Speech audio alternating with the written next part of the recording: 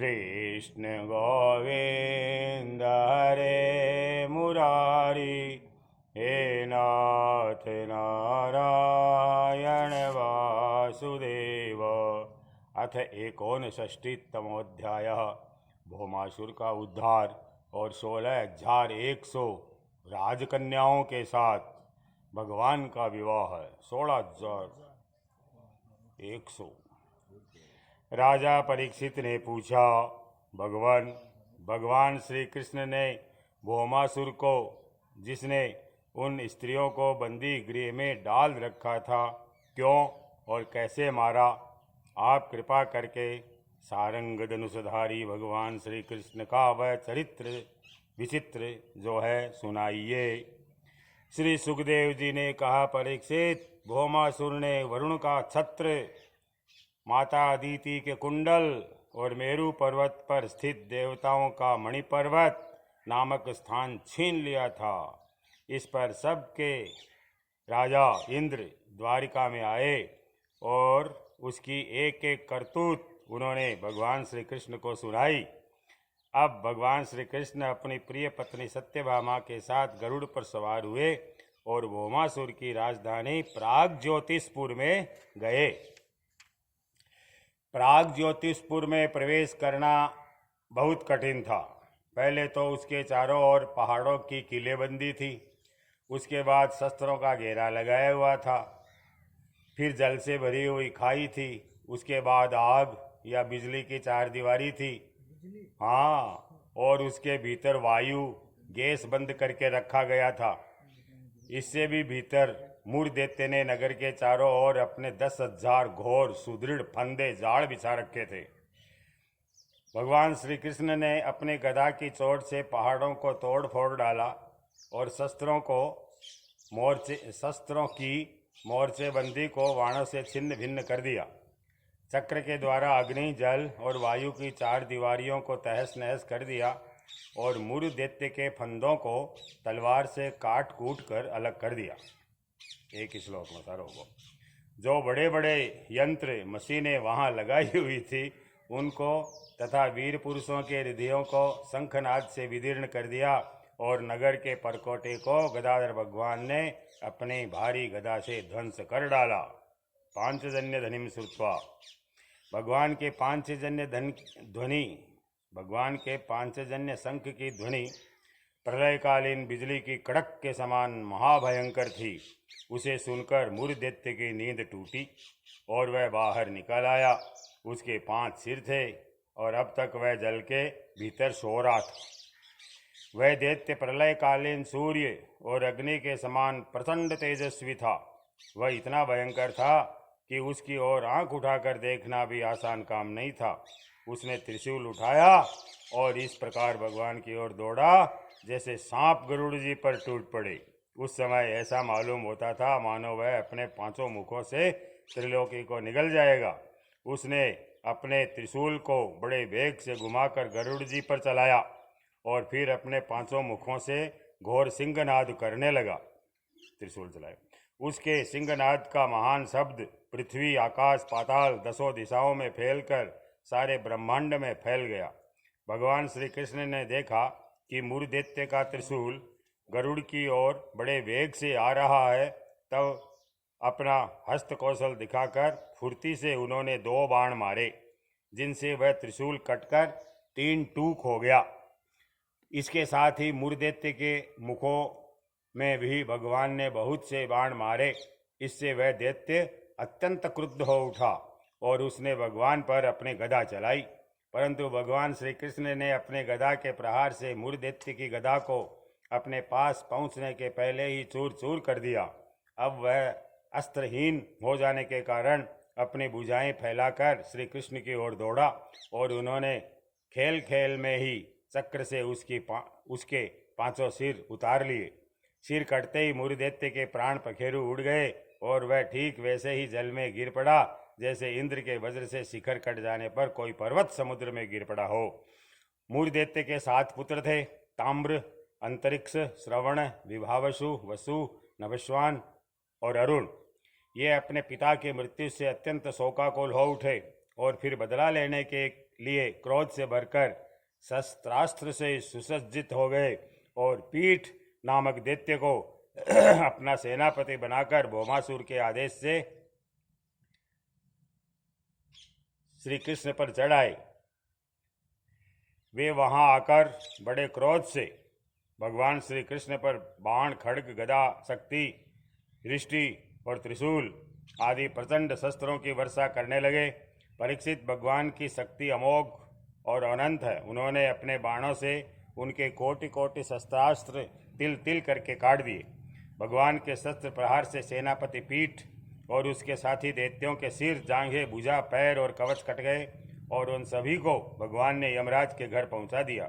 जब पृथ्वी के पुत्र नरकासुर भौमासुर ने देखा कि भगवान श्री कृष्ण के चक्र और बाणों से हमारी सेना और सेनापतियों का संहार हो गया, तब उसे असह्य क्रोध हुआ। वह समुद्र तट पर पैदा हुए बहुत से मद वाले हाथियों की सेना लेकर नगर से बाहर निकला। उसने देखा कि भगवान श्री कृष्ण अपनी पत्नी के साथ आकाश में गरुड़ पर स्थित है। जैसे सूर्य के ऊपर बिजली के साथ वर्षाकालीन श्याम मेघ शोभायमान हो, भौमासुर ने स्वयं भगवान के ऊपर शतघ्नि नाम की शक्ति चलाई और उसके सब सैनिकों ने भी एक ही साथ उन पर अपने अपने अस्त्र शस्त्र छोड़े। अब भगवान श्री कृष्ण भी चित्र विचित्र पंख वाले तीखे तीखे बाण चलाने लगे। इससे उसी समय भौमासुर के सैनिकों की भुजाएं, जांघें, गर्दन, धड़ कट कट कर गिरने लगे। हाथी और घोड़े भी मरने लगे। परीक्षित, भौमासुर के सैनिकों ने भगवान पर जो जो अस्त्र शस्त्र चलाए थे, उनमें से प्रत्येक को भगवान ने 3-3 तीखे बाणों से काट गिराया। उस समय भगवान श्री कृष्ण गरुड़ जी पर सवार थे और गरुड़ जी अपने पंखों से हाथियों को मार रहे थे। उनकी चोंच, पंख और पंजों की मार से हाथियों को बड़ी पीड़ा हुई और वे सब के सब आर्त होकर युद्ध भूमि से भागकर नगर में घुस गए। अब वहां अकेला भौमासुर ही लड़ता रहा। जब उसने देखा कि गरुड़ जी की मार से पीड़ित होकर मेरी सेना भाग रही है, तब उसने उन पर वह शक्ति चलाई जिसने वज्र को भी विफल कर दिया था, परंतु उसकी चोट से पक्षीराज गरुड़ तनिक भी विचलित नहीं हुए, मानो किसी ने मतवाले गजराज पर फूलों की माला से प्रहार किया हो, ऐसा ही असर हुआ गरुड़ जी पर। अब भौमासुर ने देखा कि मेरी एक भी चाल नहीं चलती, सारे उद्योग विफल होते जा रहे हैं। तब उसने श्री कृष्ण को मार डालने के लिए एक त्रिशूल उठाया, परंतु उसे अभी वह छोड़ भी नहीं पाया था कि भगवान श्री कृष्ण के छुरे के समान तीखी धार वाले चक्र से हाथी पर बैठे हुए भौमासुर का सिर काट डाला। उसका जगमगाता हुआ सिर कुंडल और सुंदर किरीट के सहित पृथ्वी पर गिर पड़ा। उसे देखकर भौमासुर के सगे संबंधी हाय हाय पुकार उठे। ऋषि लोग साधु साधु कहने लगे और देवता लोग भगवान पर पुष्पों की वर्षा करते हुए स्तुति करने लगे। अब पृथ्वी भगवान के पास आई। उसने भगवान श्री कृष्ण के गले में वैजयंती के साथ वनमाला पहना दी और अदिति माता के जगमगाते हुए कुंडल, जो तपाए हुए सोने के एवं रत्न जटित थे, भगवान को दे दिए और वरुण का छत्र, साथ ही एक महामणि भी उनको दी। राजन, इसके बाद पृथ्वी देवी बड़े बड़े देवताओं के द्वारा पूजित विश्वेश्वर भगवान श्री कृष्ण को प्रणाम करके हाथ जोड़कर भक्ति भाव भरे हृदय से उनकी स्तुति करने लगी। पृथ्वी देवी ने कहा, नमस्ते देव देवेश शंख चक्र गदाधर भवेत् सोपात्र रूपाय परमात्मन नमोस्तुते। नमः पंकज नाभाय नमः पंकज मालिने नमः पंकज नेत्राय नमस्ते पंकजांग्रे।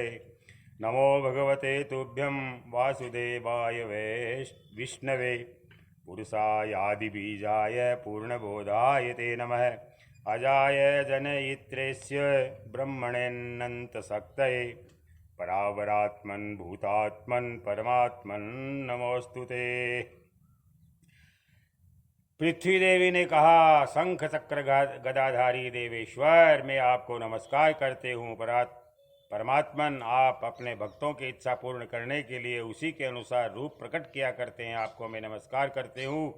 प्रभु, आपकी नाभि से कमल प्रकट हुआ है, आप कमल की माला पहनते हैं, आपके नेत्र कमल से खिले हुए और शांतिदायक है, आपके चरण कमल के समान सुकुमार और भक्तों के हृदय को शीतलता प्रदान करने वाले हैं। आपको मैं बार बार नमस्कार करते हूँ। आप समस्त ऐश्वर्य यश, धन, संपत्ति, ज्ञान और वैराग्य के आश्रय हैं। आप सर्वव्यापक होने पर भी स्वयं वासुदेव नंदन के रूप में प्रकट हुए मैं आपको नमस्कार करती हूँ। आप ही पुरुष है और समस्त कारणों के भी परम कारण है। आप स्वयं पूर्ण ज्ञान स्वरूप है, मैं आपको नमस्कार करती हूँ। आप स्वयं तो है जन्म रहित, परंतु इस जगत के जन्मदाता आप ही है। आप ही अनंत शक्तियों के आश्रय ब्रह्म है। जगत का जो कुछ भी कार्य कारण रूप है, जितने भी प्राणी या अप्राणी है, सब आपके ही स्वरूप है। परमात्मन, आपके चरणों में मैं बार बार नमस्कार। प्रभो, अब प्रभो, जब आप जगत की रचना करते हैं तब उत्कट रजोगुण को, और जब इसका प्रलय करना चाहते हैं तब तमोगुण को, तथा जब इसका पालन करना चाहते हैं तब सत्वगुण को स्वीकार करते हैं। परंतु यह सब करने पर भी आप इन गुणों से ढकते नहीं, लिप्त नहीं होते। ढकते भी नहीं, लिप्त भी नहीं होते। जगतपते, आप स्वयं ही प्रकृति, पुरुष और दोनों के संयोग वियोग के हेतु काल तथा उन तीनों से भी परे हैं। भगवान, मैं पृथ्वी, जल, अग्नि, वायु, आकाश, पंच तन्मात्राएं, मन, इंद्रिय और इनके अधिष्ठात्री देवता, अहंकार और महत्त्व, कहाँ तक कहूँ, ये संपूर्ण चराचर जगत आपके अद्वितीय स्वरूप में भ्रम के कारण ही अलग अलग प्रतीत हो रहा है। शरणागत भय भंजन प्रभो, मेरे पुत्र भौमासुर का यह पुत्र भगदत्त अत्यंत भयभीत हो रहा है। मैं इसे आपके चरण कमलों की शरण में ले आई हूँ। प्रभो, आप इसकी रक्षा कीजिए और इसके सिर पर अपना कर कमल रखिए, और सारे जगत के समस्त पाप तापों को आप नष्ट करने वाले हैं। सुखदेव जी कहते हैं, परीक्षित, जब पृथ्वी ने भक्ति भाव से विनम्र होकर इस प्रकार श्री कृष्ण की स्तुति की, तब उन्होंने भगदत्त को अभयदान दिया और भौमासुर के समस्त संपत्तियों से संपन्न महल में प्रवेश किया। वहां जाकर भगवान ने देखा कि भौमासुर ने बलपूर्वक राजाओं से 16,000 राजकुमारियां छीनकर अपने यहाँ रख छोड़ी थी। जब उन राजकुमारियों ने अंतःपुर में पधारे हुए नरश्रेष्ठ भगवान श्री कृष्ण को देखा, तब वे मोहित हो गई और उन्होंने उनकी अहेतु की कृपा तथा अपना सौभाग्य समझकर मन ही मन भगवान को अपने परम प्रियतम पति के रूप में वर्ण कर लिया। उन राजकुमारियों में से प्रत्येक ने अलग अलग अपने मन में यह निश्चय किया कि ये श्री कृष्ण ही मेरे पति हों और विधाता मेरी इस अभिलाषा को पूर्ण करे। इस प्रकार उन्होंने प्रेम भाव से अपना हृदय भगवान के प्रति निछावर कर दिया। तब भगवान श्री कृष्ण ने उन राजकुमारियों को सुंदर सुंदर निर्मल वस्त्र आभूषण पहनाकर पालकियों से द्वारका भेज दिया और उनके साथ ही बहुत से खजाने, रथ, घोड़े और अतुल संपत्ति भी भेजी। ऐरावत के वंश में उत्पन्न हुए अत्यंत वेगवान 4 दांतों वाले सफेद रंग के 64 हाथी भी भगवान ने वहां से द्वारिका भेजे। इसके बाद भगवान श्री कृष्ण अमरावती में स्थित देवराज इंद्र के महलों में गए। वहां देवराज इंद्र ने अपनी पत्नी इंद्राणी के साथ सत्यभामा जी और भगवान श्री कृष्ण की पूजा की। तब भगवान ने अदिति के कुंडल उन्हें दे दिए। वहां से लौटते समय सत्यभामा जी की प्रेरणा से भगवान श्री कृष्ण ने कल्पवृक्ष उखाड़कर गरुड़ पर रख लिया और देवराज इंद्र तथा समस्त देवताओं को जीतकर उसे द्वारिका में ले गए। भगवान ने उसे सत्यभामा के महल के बगीचे में लगा दिया। इससे उस बगीचे की शोभा अत्यंत बढ़ गई। कल्पवृक्ष के साथ उसके गंध और मकरंद के लोभी भंवरे स्वर्ग से द्वारिका में चले आए थे। परीक्षित, देखो तो सही, जब इंद्र को अपना काम बनाना था तब तो उन्होंने अपना सिर झुकाकर मुकुट की नोक से भगवान श्री कृष्ण के चरणों का स्पर्श करके उनसे सहायता की भिक्षा मांगी। परंतु जब काम बन गया तब उन्होंने उन्हीं भगवान श्री कृष्ण से लड़ाई ठान ली। सचमुच ये देवता भी बड़े तमोगुणी है और सबसे बड़ा दोष तो उनमें धनाढ्यता का है, धिक्कार है ऐसी धनाढ्यता का। तब तदनंतर इसके बाद भगवान श्री कृष्ण ने एक ही मुहूर्त में अलग अलग भवनों में अलग अलग रूप धारण करके एक ही साथ सब राजकुमारियों का शास्त्रोक्त विधि से पाणी ग्रहण किया। सर्वशक्तिमान अविनाशी भगवान के लिए इसमें आश्चर्य की कौन सी बात है। परीक्षित, भगवान की पत्नियों के अलग अलग महलों में ऐसी